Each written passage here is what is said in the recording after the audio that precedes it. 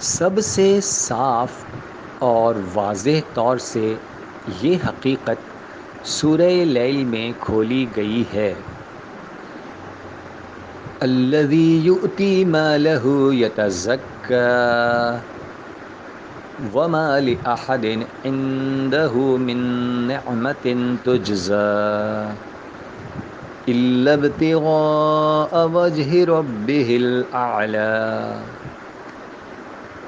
جو اپنا مال صفائی اور پاکی حاصل کرنے کے لیے دیتا ہے، کسی کا اس پر احسان نہیں ہے جس کو ادا کرنے کے لیے دیتا ہو، بلکہ اللہ کی ذات کی طلب کے لیے دیتا ہے۔ ان آیات کی تفسیر اور توضیح حضرت صلی اللہ علیہ وآلہ وسلم نے متعدد احادیث میں فرمائی ہے۔ ایک صحابی پوچھتے ہیں، یا رسول اللہ صلی اللہ علیہ وآلہ وسلم، کوئی اس لیے لڑتا ہے کہ غنیمت کا مال ہاتھ آئے، کوئی اس لیے لڑتا ہے کہ وہ بہادر کہلائے، کوئی اس لیے کہ اس کو شہرت حاصل ہو، تو ان میں سے راہ خدا میں لڑنا کس کو کہیں گے؟ فرمایا، اس کو جو اس لیے لڑتا ہو کہ اللہ کی بات بلند ہو۔ ایک دفعہ ارشاد فرمایا، ایک دفعہ آپ صلی اللہ علیہ وآلہ وسلم نے ارشاد فرمایا، گھوڑا باندھنا کسی کے لیے اجر کا موجب، کسی کے لیے پردہ پوش اور کسی کے لیے گناہ ہے۔ اجر کا موجب اس کے لیے ہے جو اللہ کی راہ میں اس کو باندھتا ہے، تو اس کے چرنے اور پانی پینے کا بھی اس کو ثواب ملتا ہے۔ پردہ پوش اس کے لیے ہے جو ضرورتاً اس لیے باندھتا ہے کہ اللہ نے اس کو دولت دی ہے، تو اس کو اپنی ضرورت کی چیز دوسروں سے مانگنی نہ پڑے، تو وہ رحمت و شفقت کے ساتھ اس سے کام لیتا ہے اور اس کا حق ادا کرتا ہے۔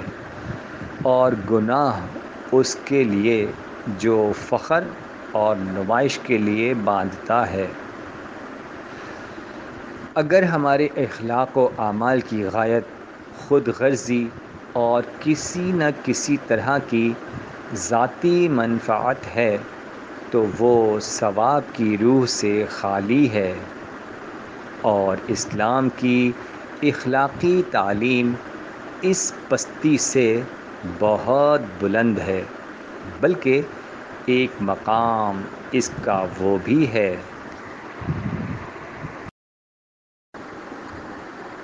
ذات الہی کی طلب،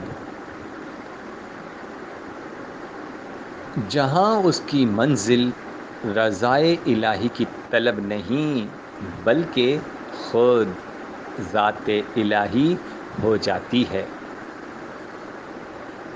وَمَا تُنْفِقُونَ إِلَّا ابْتِغَاءَ وَجْهِ اللَّهِ، اور تم خرچ نہیں کرتے مگر اللہ کی ذات کو چاہ کر۔ وَالَّذِينَ صَبَرُوا ابْتِغَاءَ وَجْهِ رَبِّهِمْ، اور جنہوں نے اپنے پروردگار کی طلب کے لیے صبر کیا۔ وَمَا لِأَحَدٍ عِندَهُ مِن نِّعْمَةٍ تُجْزَىٰ إِلَّا ابْتِغَاءَ وَجْهِ رَبِّهِ الْأَعْلَىٰ، اور جو کسی کے احسان کا بدلہ اتارنے کے لیے نہیں بلکہ اپنے پروردگار کی طلب کے لیے کرتا ہے۔ اخلاقی مکارم کی تعمیل اور ادائے حقوق کی تاکید کے سلسلے میں ارشاد فرمایا، فَأْتِ ذَا الْقُرْبَى حَقَّهُ وَالْمِسْكِينَ وَابْنَ السَّبِيلِ ذَلِكَ خَيْرٌ لِّلَّذِينَ يُرِيدُونَ وَجْهَ اللَّهِ وَأُولَٰئِكَ هُمُ الْمُفْلِحُونَ۔ تو رشتہ داروں کا حق ادا کر اور غریب کا اور مسافر کا ایسا کرنا ان لوگوں کے لیے بہتر ہے جو اللہ کی ذات کو چاہتے ہیں اور وہی کامیاب ہیں۔